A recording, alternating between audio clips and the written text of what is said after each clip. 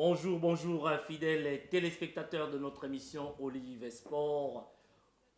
Votre émission que vous suivez tous les jeudis de 16h à 17h sur Olive TV.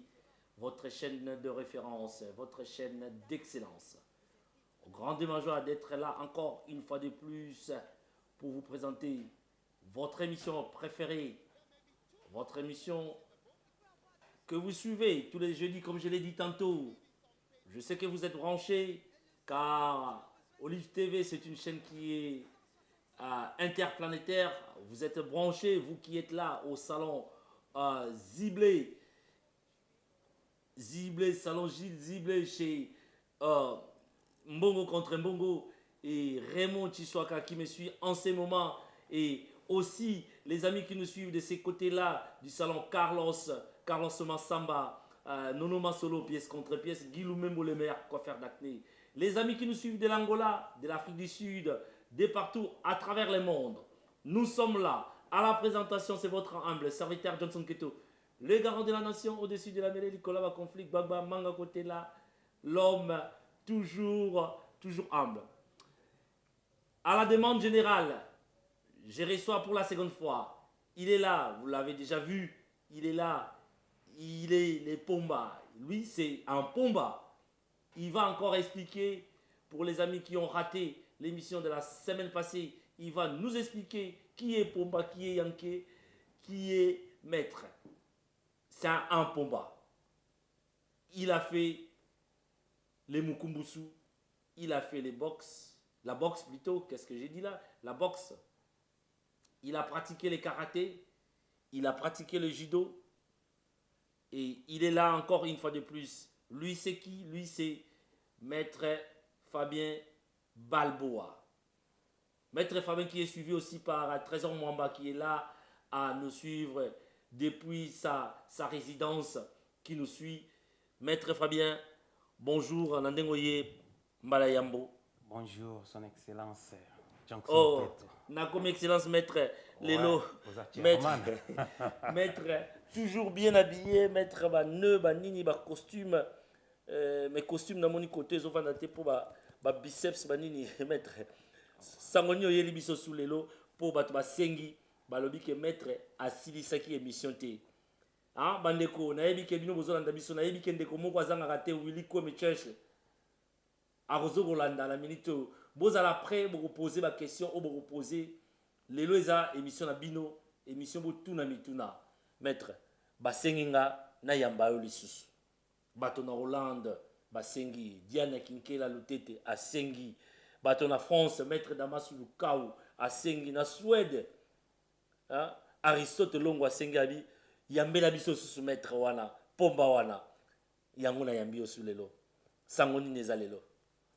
Vraiment, merci na opportunité oyo toleki sur la stage na pesi nzambe merci pour permettre un moment oyo. Bon, tu sais ça toujours suite à émission auto salaki la fois passée entre différence entre Pomba et que maître. Donc na mukuse tu expliquer que Pomba aza moto abotamino naturellement aza na force moko boenzamba pesa et puis ce qui a kotisi sport na kati ekomaka ndenge mosusu ekomaka sikoyo plus tandis que yanke eza esprit oyo moto abotamaka nango to azwaka yango selon milieu oyo azofréquente oyo tobengi esprit ya kanai yanko ya kosala bamosala ya kanai komenase bato kobundisa banon sportif na banzela na babar komela bato biloko nde tomonaka biso omela bato bavoiture babilo na bacontener donc eza makambo ebele. Voilà Alors yanke eza état d'esprit état d'esprit moko boye oyo eza logique te oyo ezala mingi na bakanai. Alors tandis que yanke akomaka mpe maître akoki osala mpe sport akomi maître soki azwi yanke na tiango na kati ya sport ekoma sous dangereux parce que akoma danger public. Mais maître ezo signifier ancienneté qui osali eloko moko komi na expérience komi na maîtrise okomi na maîtrise akotransmettre notion oyo yo ozwaki ozotransmettre yango pa ya moto de yango eza un peu différence wana. Donc maître azalaka pomba te yanke azaka pomba te mais pomba comme ka maître akokoma pe yanke selon environnement. Donc dans beaucoup de différence nango yango. Maître, mais si tu l'as dit bien, qui la fois passée, c'est comme si cause à la pomba, bah toi on est moi délinquance. Comment on retransmettre qui pomba et paille à la génération future? Car je ne cesse de le répéter, le but de cette émission est yako paye ça na goût, il y a sport. Yako paye ça na goût, batala ba koma tolinto koma logola pomba Fabien Balbao.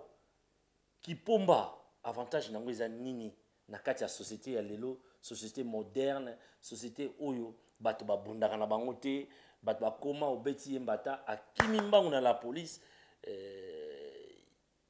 Avantage à kozala pomba eza nini?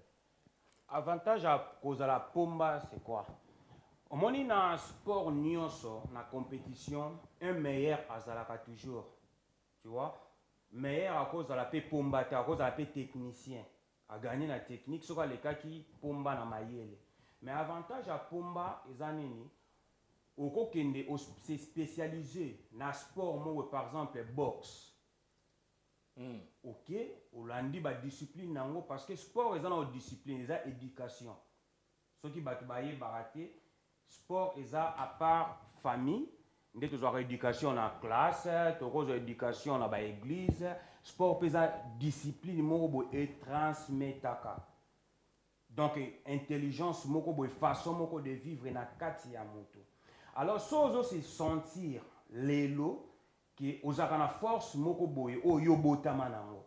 Alors na ko conseiller yo oluki dojo moko boye o za bien répété o yo basant la réputation bien donc on va encadrer yo alors au qui ko améliorer sport moko boye un jour qui ko memo na carrière mo pe comme vino comme la professionnel tout le monde a battu belé donc moi de temps exemple les athées donc tout le monde a battu Tyson azaki pomba ba juillet ba spécial sport aki azoli on pembon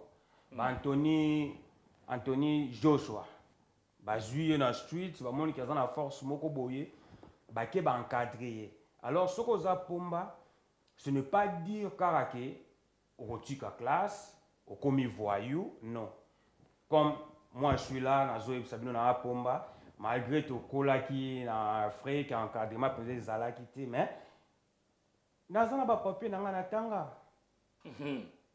Donc vous en voyez ti naza senior technician donc yaza soko tali Saint Thomas buka mona buka kwikila tanga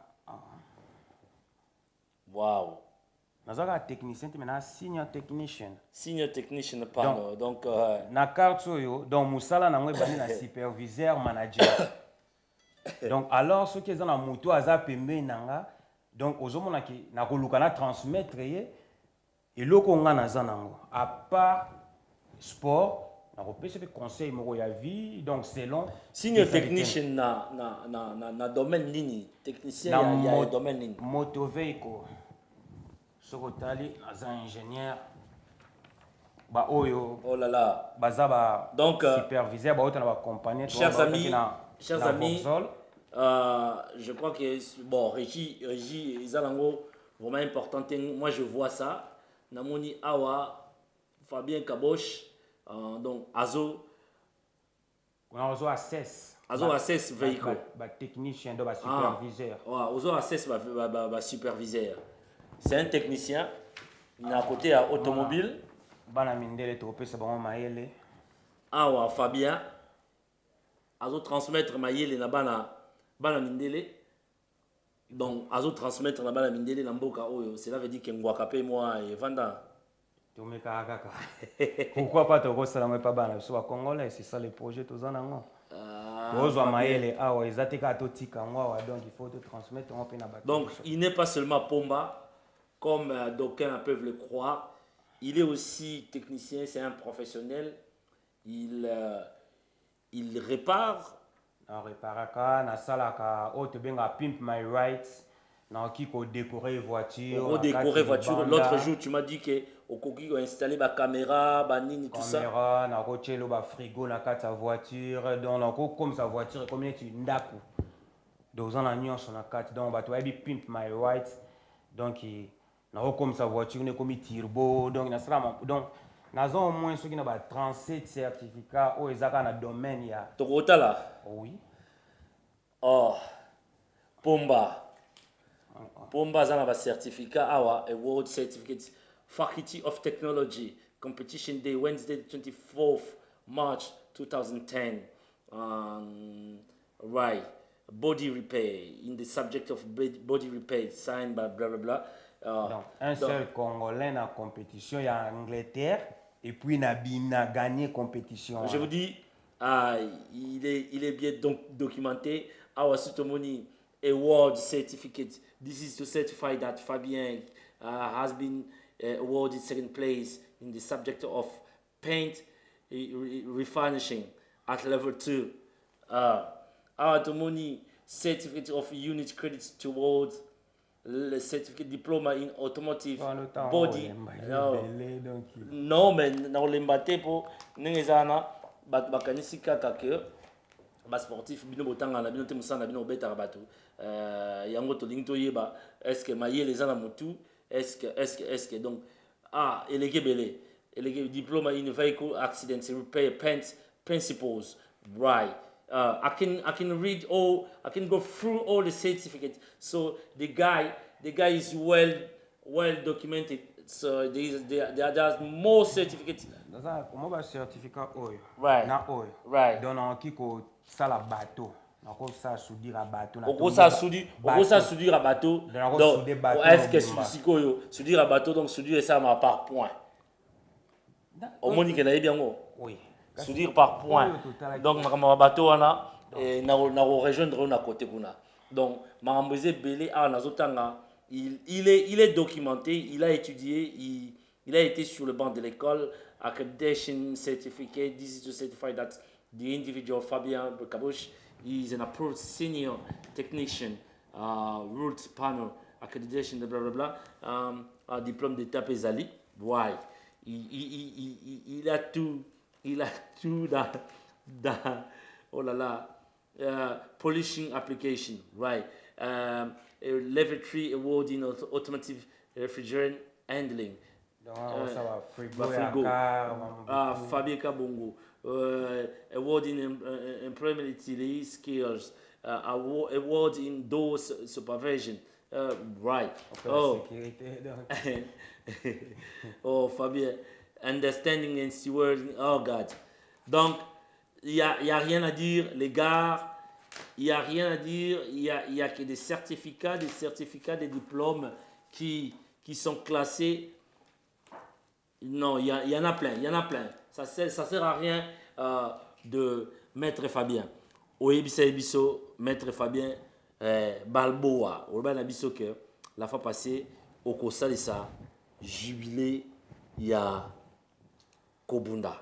Ouais. Mais balukela yo, Maître Mogo Oyo, amoni aza capable aya ko aider yo pour bobeta na ye. Yo ça no jibilo ba lobunda de société. Ouais, il y a ko laksa o ya yebi wa yokola. Ba maître bazé belé yo zo banga na yote, ataza mbinga, ataza vimba, boya bo sala kaka po jibile wana e salama yo otika no makama obunda.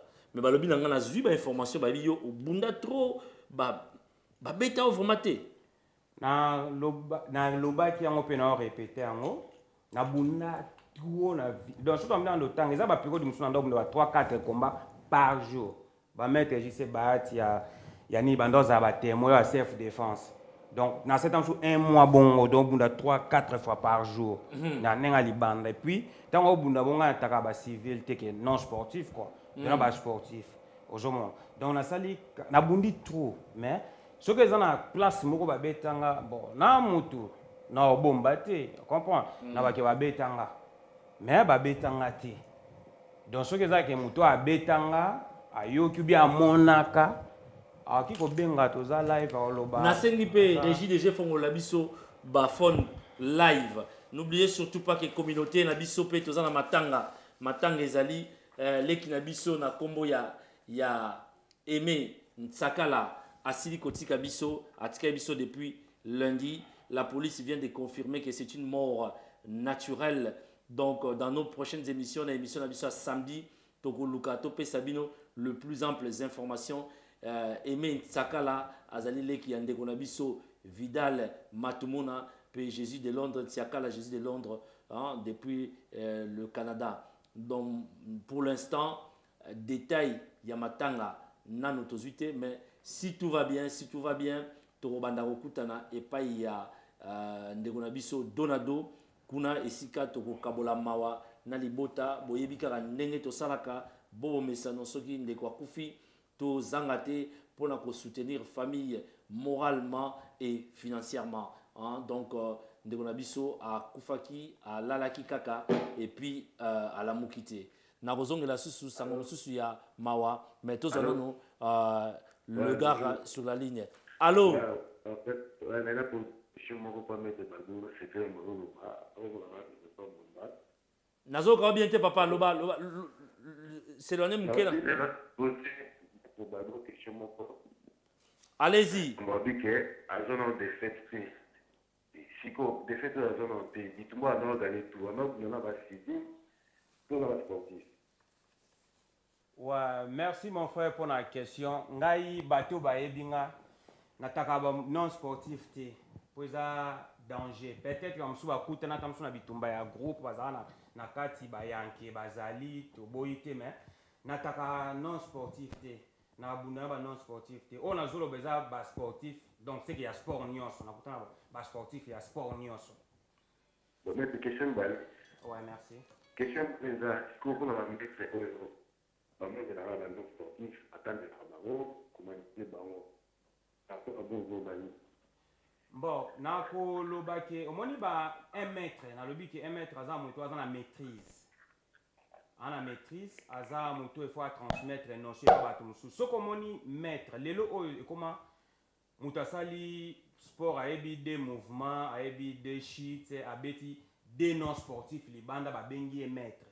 Donc moto musu azaki yanke ayo pe osa sport akoma ne pe maître azui sikoyo ki yanke na ye akomi kokino menacer ba civil c'est kaza makasité so mesana o menacer ba non sportif c'est koza makasité pour non sportif a danger oko bete place mobo ako kufa pour ayebi ko se protéger te donc so muto azo bunda na ba non sportif donc aza maître te et puis bato bongo soko tali bango ba atakaka mingi bato bango ba yebi ba point faible na bango. Un vrai sportif a robi me la paix mutumo boy au tali pas et lancé qui yo tali aza poids lourd qui yo donc au coutene boy au signé donc maître yo wana ils ont que faut y ba faiblesse à mutu non. Merci. Mais tu ne bandi ya maître donc vraiment kitoko mingi ndeko na biso ndenga poser question to yeba ekutu kombote alekimba la mona question donc mituna ovani na ndako JPMeya hein Guilemba Force na mama Aziza mituna na bino toza ozelango maître Fabien Balbo azali awa azali pomba aza osalisa jubilé na ya lobi maître oyo a Monique aza na makasi ya ko aider pour alingi mutu moko aider ba bunda mo muke pour yatika ne manga bunda. On prend la personne qui est en ligne. Allô. Allô. Allô, bonjour papa. Obengi wa pipe komonani. Na bengi na Londres, bonjour. Bonjour. Bonjour papa. Donc Régiba bon service volume mais na moi c'est obengi na Londres komonani peut poser question na yo. Na ngina tu na ga mettre na ngina tu na mettre papier a so la jubilé na sport nini. Oh, il y a so faire la jubilé. Bon, merci pour la question. Sport na salaka ona kolisa penza eza mukumbusu eza bagarre de rire donc mutu nyonso abunda bagarre de rire et puis mukumbusu eza welcome na sportif nyonso okuta ba judoka na kati okuta ba boxer aye kuna okuta ba lutteur ba karatéka donc mutu nyonso aye ko développer sport na ye donc toko bundango en tant que combat de rire mais ba encadrer yango ba organiser yango ko ezana ba danger mususu te ezala extra ndenge ko zana ri ozomona Donc eza muto abike bon na oya na kobunda po munyo salo beta likofe bo beta ma mouvement ba bota manango ayo beta lokolo donc eza sport na yo kaka oyo kokinango eza nti ba combat cage quoi donc na sens wana. Donc le défi est lancé, mais nous allons encadrer. Je crois que le total en ce qui biso tout ça moi prime wana pour jubilé na yo jubilé je crois que tant que ça la jubilé ba pesa repe moi cadeau mo na suka po a osala suma kambango te régie peso bon ça ba image kuna total moi entraînement ya maître ndenge nini aza obeta sac wana aza obeta ngo maître yo moko expliquer biso tango wana ba olakisa biso image wana.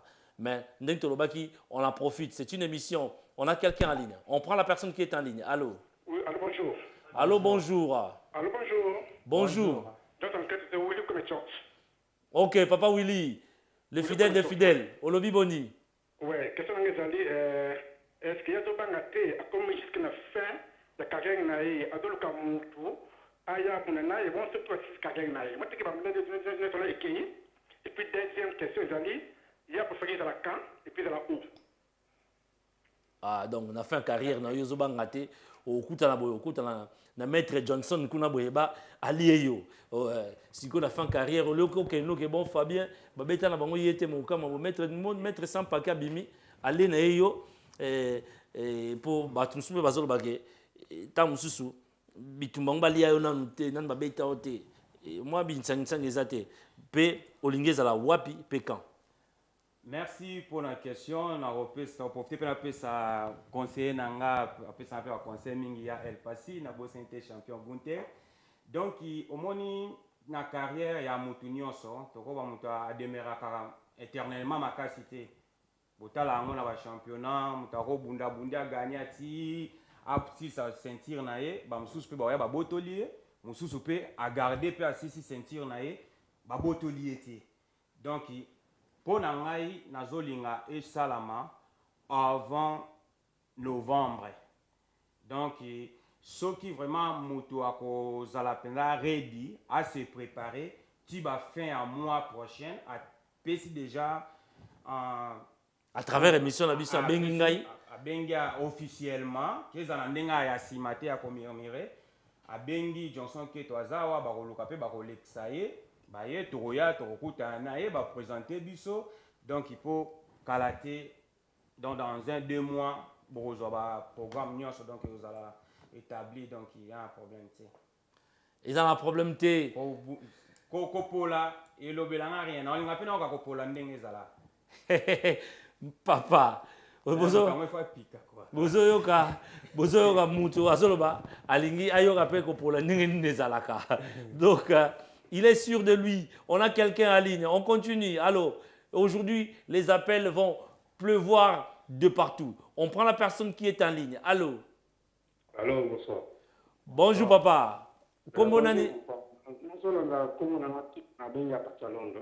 Oui, papa. Olobini ni pona maître Fabien.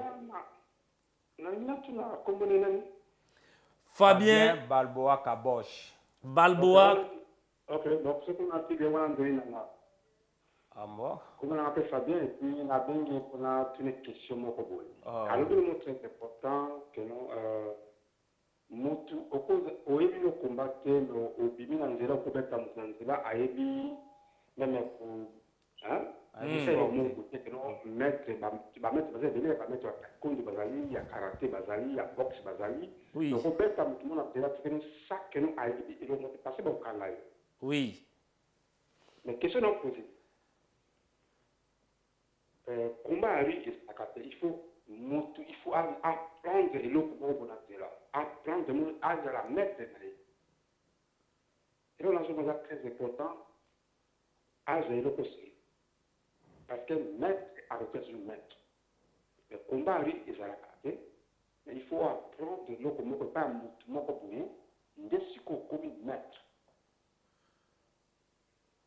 au moins n'a pas c'est le comment au monde n'a qu'à t'armer. Vous allez mettre au bord dirigé, il faut entraîner soldat comme un soldat. À la mettre une mission. Mais ce que vous allez, directement, vous allez soldat, il y a Deuxième question, et troisième question, maître arrêtation maître. Au deuxième maître, jamais mutu oyo ozapna maître au simba un civil à l'autre côté dans zéro prison et kozala condamnable makas ulika. Je pense que nous assumons que je pense que nous faisons comprendre mon que. Maître.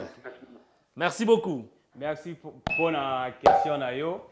Na OCPLAP na informé batuke naza commando breveté opérationnel Marines Commando. Wow. Donc bato baebi maso alanga baze belé king bien merci aza to zanetti na ba front aza na Sheffield wana ba mettre ya machine hormis qui pomba hormis qui nani hormis qui commando breveté opérationnel eza breveté donc commando ka ya ville tenga na opérationnel donc na buna trop donc dans un parmi pe bato yo bakangela bino ba mercenaires na ba Congo wana donc on eza makambo eza ba entre parenthèses donc au lobby bien moni combat de riz tant tozolo bango moni sport na biso mukumbuso eza sport oyo to mélanger ba technique de ba sport nyonso eza sport oyo eza créé na kati ya Congo et pas ya maître carré mabeka que nous saluons depuis la France.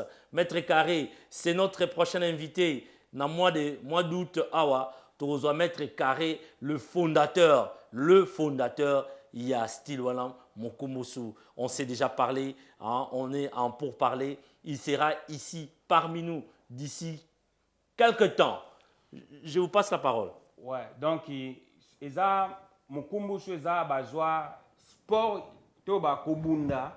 Mutu nyonso abotama nango comme mutu akobota masala sport te mabambi muninga na ye donc eza judo asala sport abeti muninga ne likofi ezaka box bon kende ba développer on na club donc nde to mona ba self défense ba sport musu to s'entraîner ba kyokushin to s'entraîner ba mettre ba igon donc eza sport oyo tozolo ba ke bagarre de riz to ba judoka, karatéka. La personne qui est en ligne, Zela Moke, assis sa question. Zela sport mokote.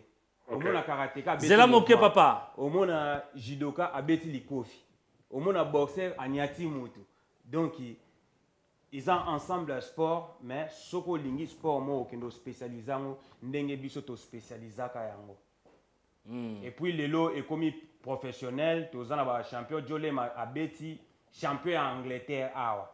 Daza Mukumbusu azo formé ba élève mususu ba oto bunda semaine passée na nini ba bimi ba champion Jolema toko yambaye awa kalate akoya donc alors papa tozo na ligne papa s'est présenté pe le bas préoccupation na papa je m'excuse pardon c'est Jolema oh non non mais quand on parle du chat on voit sa queue. On voit sa queue. Le champion Jolema. On s'est parlé avec Maître Carré. Il a promis qu'il a contact nayo. Dans Aïbsen, il a contact nayo pour que total la yo ole capo Maître Carré d'ici là Toro Yambaye Awa le fondateur, le père fondateur de ce style là Mukumbusu Banjilo Banesta Kabala Boye Bibino Banjilo Maître Carré, Combo Kenda Monene, mais mon tango va éviter Kalaté, mon monde a l'émission à Olive Sport. Jolema, on te passe la parole. Oui, merci, ça fait vraiment plaisir. Grand Maître Carré, Azapenda, légende vivante. Oh, il y a un Congo, quoi. Il a fait l'histoire vraiment dans le Congo, quoi, en créant le style Mukumbusu. Je remercie encore Grand Maître Valboa qui est ici. Si tu fais ton jubilé, vraiment, ce serait bien souri, Moutoua Monani. Comme ça, tous les Mikumbuso Togoya, tous les judokas, boxeurs, karatéka, Mutumwindo, Mundele, Chinois, Ta, Indien, Baoya. Tu vois? Parce que même Baélève Nanga, donc on est partout, quoi. Juste le Mukumbusu, entre-temps, que ton jubilé se fasse. Bateau, tu as l'émission en gros, sur le Congo, en Afrique, États-Unis, Suède, Canada, France, Angleterre, partout. Vous pouvez regarder le site internet mukumbusu.com. Donc, mukumbusu.com est bimi, bota lango, bota ba photo, ba explanation. Donc, je développe le site là et je vais rajouter des vidéos bientôt. Mais vous pouvez commencer déjà à regarder le site mukumbusu.com. La vision est que tu mets ma mukumbusu na niveau mususu, na ba dimension mususu. comme grand maître Bagua à lobby karaté, donc last week, Nazaraki na Glasgow, élève Nanga Mukumbusu Mundele, a bondi en phase de plus de 15 000 bateaux. 15 000 personnes au stade en Bogota Fight Tango, et puis le FC et le combat de FC, donc c'est un plaisir pour nous. C'est notre opportunité, il faut que tout aussi mango, tu vois. Moi, je suis au Congo, je suis que Congo, mais je suis fier d'être congolais et je fais la promotion d'un style qui vient du Congo, tu vois. Très bien. C'est vraiment important.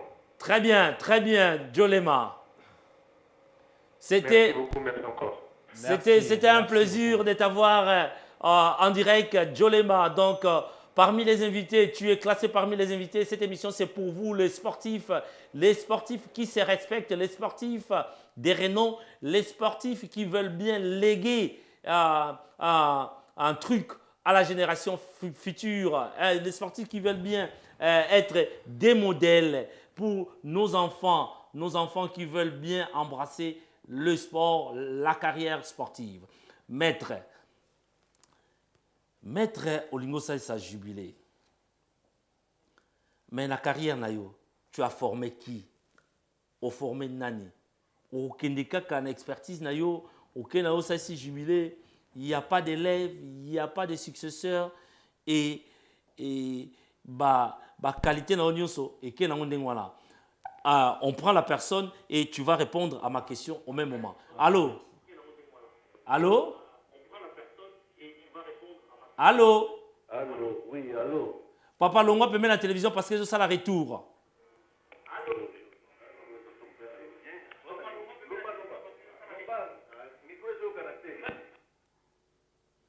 Dommage, il est parti.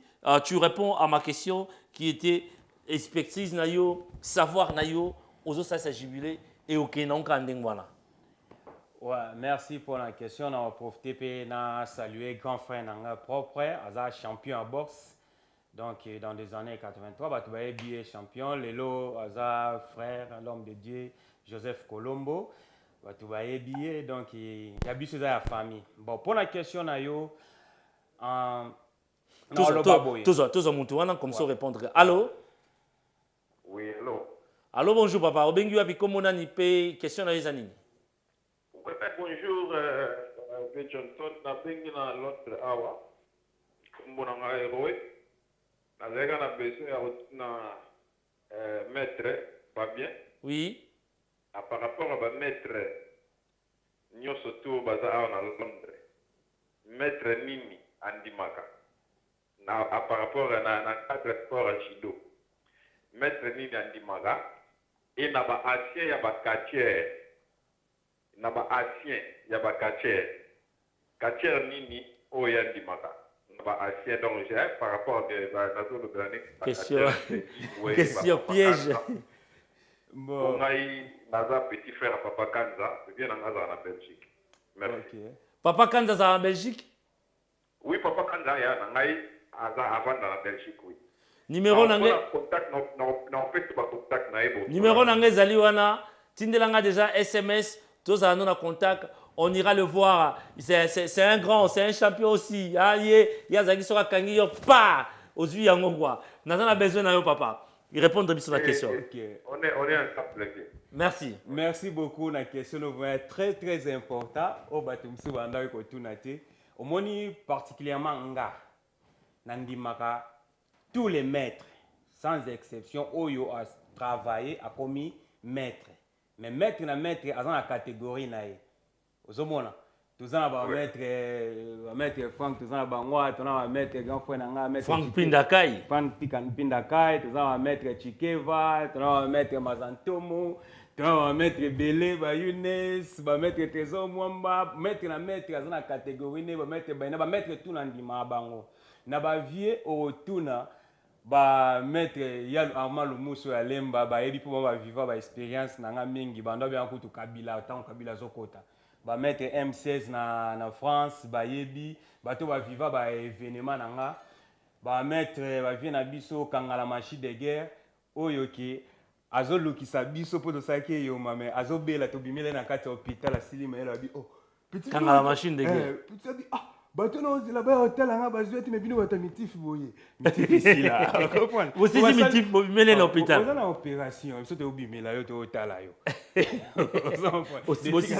aussi c'est maïele quand la machine de guerre donc naza ba bete belé nandimaka sport na respecter sportif nyonso ezala zana on maître té sportif nyonso na yebika amuto azokendo apprendre des disciplines na respectaka parce que maître nyonso za catégorie moko te ba maître baza tamona ba siboto tambola na ba edingwe na tamona ba kache na tamona ba sportif presque tout parce que nga ba sportif nyonso na bimina na zana bango bando se planga po na défendre bango na ba bitumba ko ba bitumba bango na ndo bundela bango ozomona dans la respect sportif nyonso na mkusi donc ba sportif nyonso yo yebi na respect bango ponga mo pe na sportif.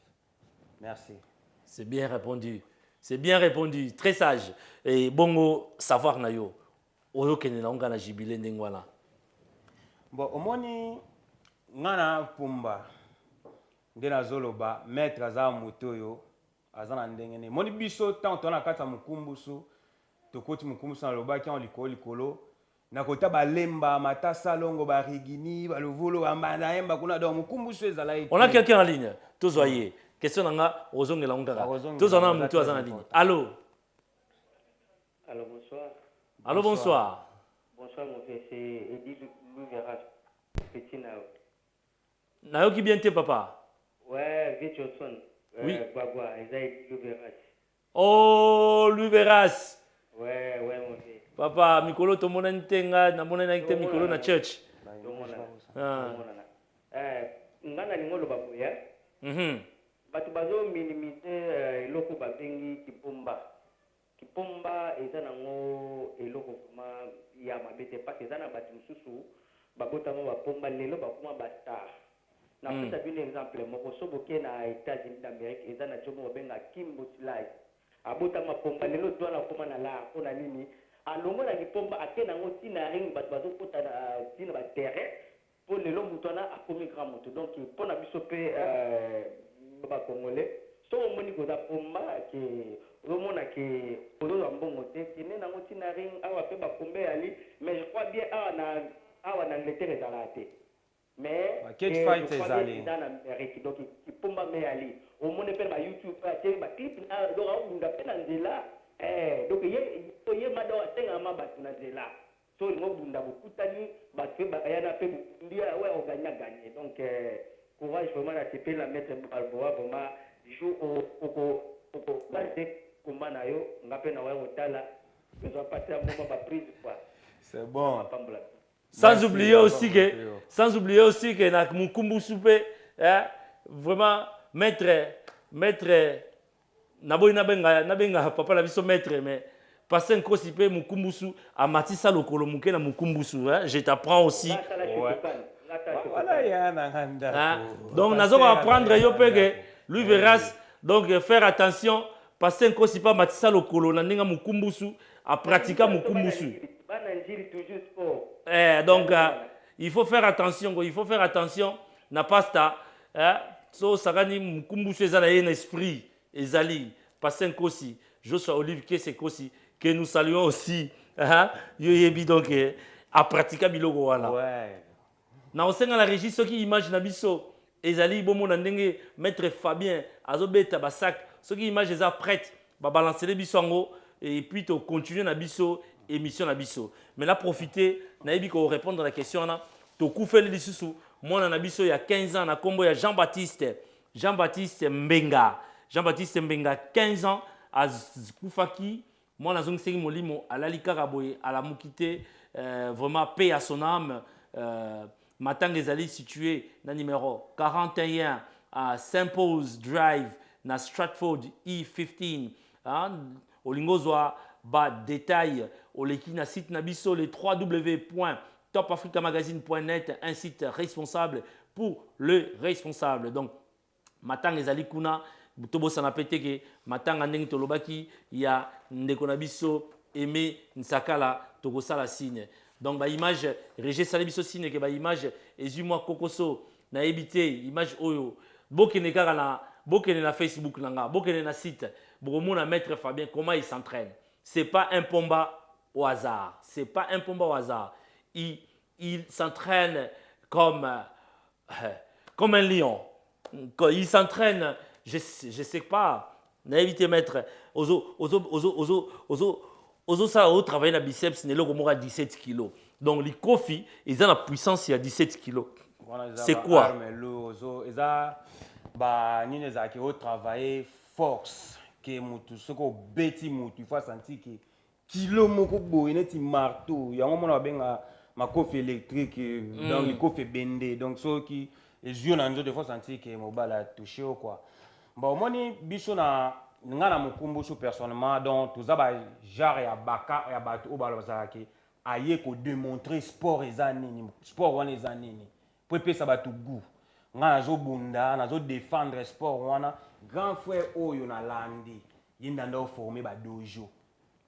Asa ba bimisa ta ba 500 ceintures noires.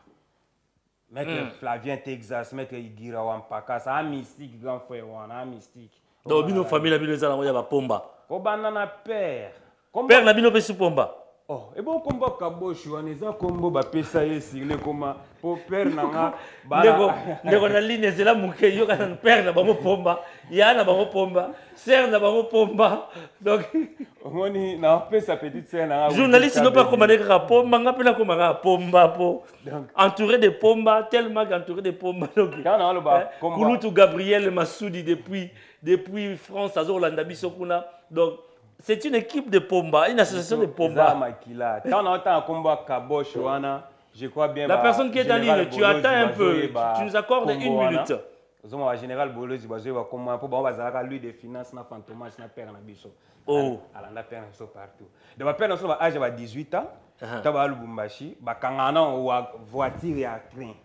Moni voiture mo bimba ba blendango ya bango mo ozongela lisolo to so muto na kuna za impatience lisolo kitoko. On prend la personne qui est en ligne. Allô? Allô? Papa? Oui, allô? Allô, papa Longa, permet la télévision. J'appelle à partir de Birmingham. Oui, à partir de Birmingham, bana Birmingham, na yebike kuna Samba Guilin. Keto azo Olanda biso bino bala Birmingham kalate to ya kuna ba pomba ya Birmingham ba mettre à Birmingham donc to ya otala bino kalate. Posez mutuna na yo papa. Longwa permet la télévision ils ont ça là ba retour hein. OK, na lobby ko yo mettre de bao na moni. OK, na moni la kisi ba prévu wana mais na moni ya ki mettre et puis, à la télévision vidéo, tout le monde a dit championnat, on a avec ça. Pour mettre le Colomba, la Chine a fait un grand championnat de Pérawa. Il y a Tanzé, tout le monde a dit Lili. Tout le monde a prouvé ma chic. Il y a qui mettre tout le monde ici. Voilà. Papa Ozan a raison. Ngai Mundekono na zoe bisayo. Toyaki na image na USB.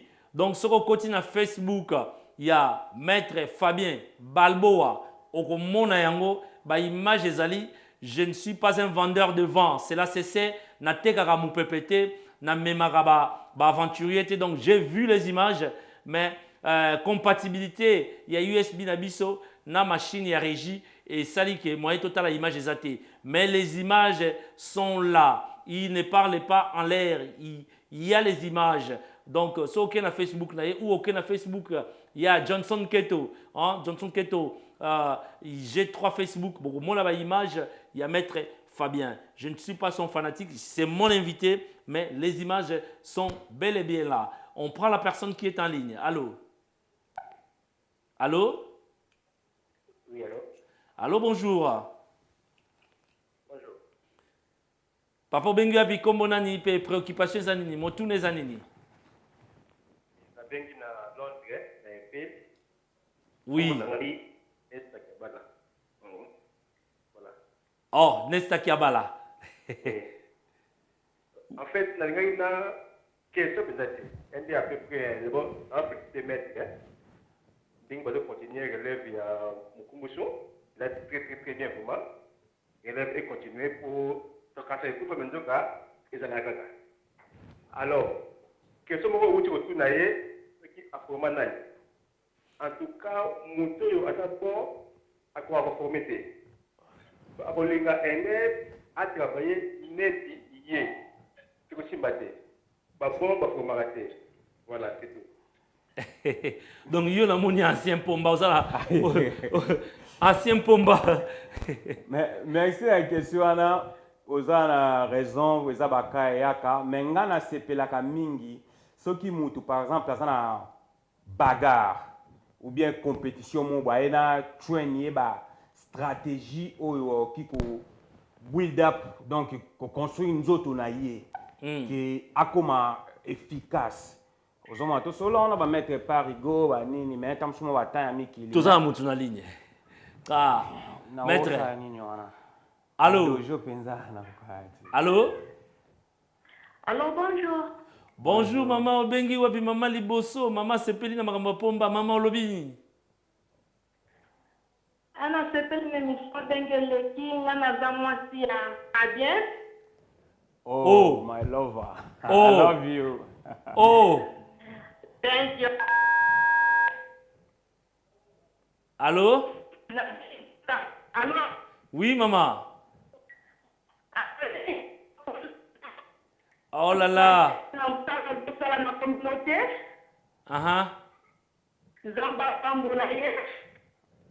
Amen. Ah. Love you, baby. I love you. I love Plamedi. I love Blessing. Jody. Fassi, I love. I love you. Oh. Thank you. Ça fait du bien. Ça fait du bien une femme qui appelle son mari en plein direct. Ça n'arrive pas tous les jours. Il est béni. Aux autres, soutient pas. Il y a maman Nabana. Mais ça fait du bien. Oui, of course. Ça fait du bien. Ça fait du bien. Allô? Allô, bonjour. Bonjour. Bonjour, papa Bengu Wapi. Grand maître papier. Oui. Avant champion. La tombe n'a pas pour que la personne tout dans la porte d'utilité. Oh. Tout dans la porte maïlo là dans l'ango. Tout dans la porte maïlo là dans la porte d'habito. Oh. Donc on s'en rend jubilé technico, de bon qui jubilé voilà. Ah, il faut te faire pour et contre. Jubilé, jubilé, pour voter. Mettre à Kende, toi qui c'est bon, jubilé voilà. Dans la porte maïlo là voilà dans l'ango. Ok. Dans la porte maïlo là dans l'ango, après d'habito. Toko pesa malobe pas na mo maître. Nako guess mungongo koza mungongo mettre masanto moté je ne sais pas point d'interrogation.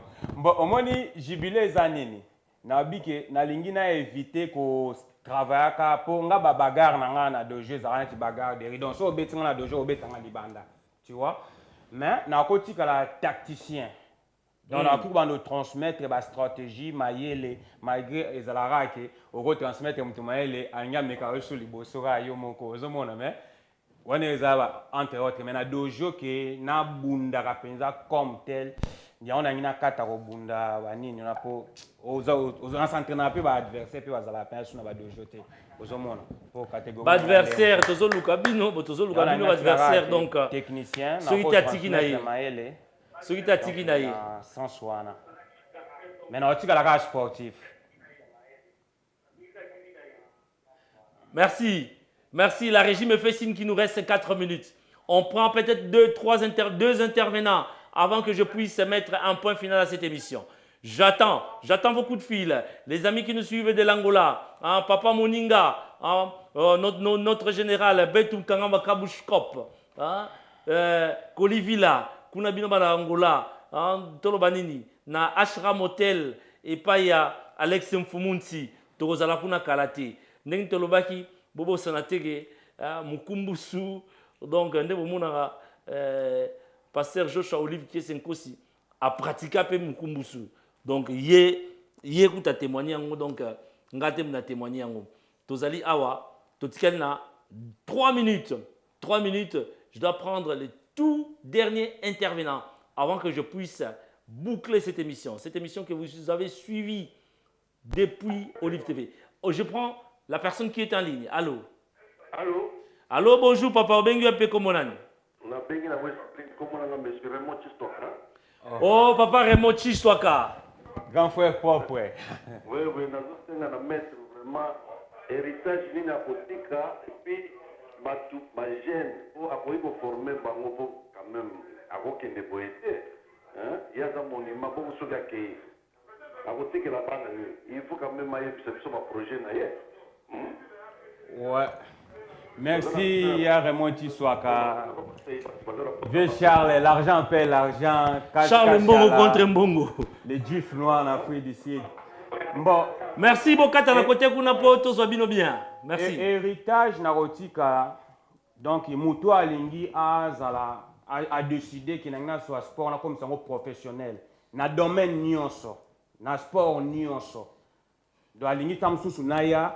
To banda ko travailler spécialisation na domaine oya sepeli qui ko rejoindre nga place na s'entraîner na pinda kaido awawa na Saint-Anne ba to ba ebiango na pas mettre Frank Pindakai donc na zalarawana donc suka za pinda na ko tika mais na za ba projet ba élément mususu bazoya ozomona bazoya donc on a ko former ba âge zo pousse na kina former bango ba grand bagarreur ba ko bima ba boxeur ba ko bima ba fighter ba cage fighter donc ba projet zali maele torotika ngo provision tozoke toko au retail dika boito bombinyo so te photo transmettre ngo pe ba stratégie à combat donc zali donc vous avez suivi maître Fabien Balboa, c'est Kabosh, c'est un Pumba, il a pratiqué le mukumbusu, il a pratiqué le judo, la boxe, quoi encore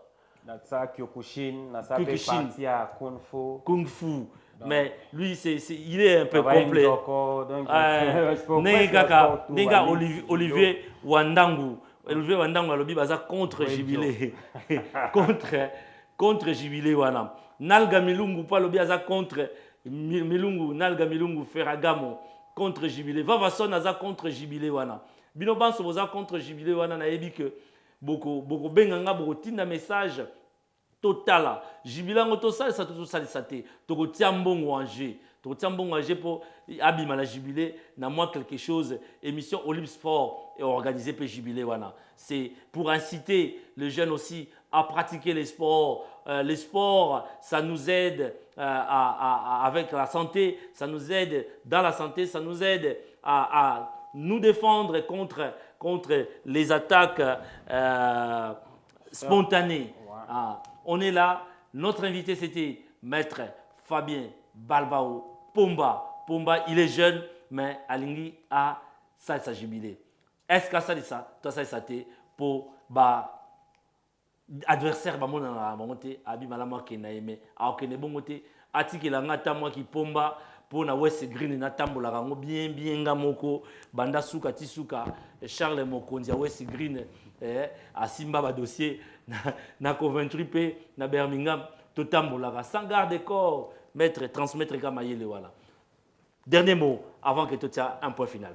Ouais, na ko encourager parents au bazana bana cause sportive eza cause la voyauté sport eza discipline et encadrement tout.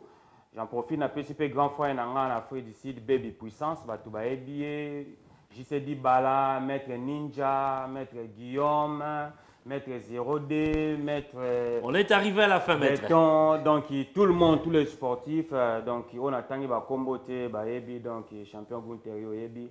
Donc, ainsi que Nicodème Zola, Willy Boudoukou, on te salue. Trésor Ikomo, Christian Lema, il est à This is the time. On doit mettre un point final à cette émission. On se retrouve le jeudi prochain. Peut-être que Maître Fabien sera là avec Joe Lema. Je ne sais pas encore. L'invité de l'émission de la semaine prochaine n'est pas encore connu, mais je vous promets que ça va chauffer. Ça va chauffer car cette émission, c'est votre émission. On dit bye bye et on se retrouve le jeudi prochain. Quant à moi, c'est le samedi avec la cesse africaine. Ciao, ciao.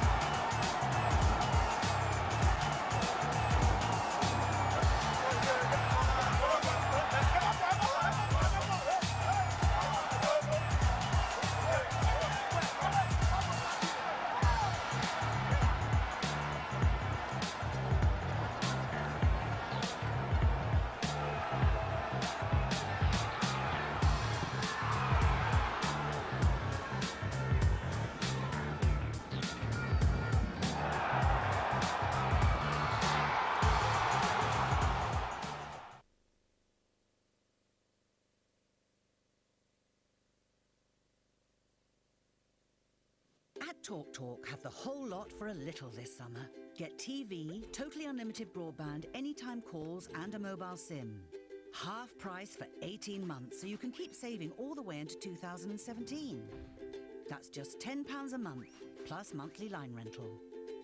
Watch TV that's bursting with great shows and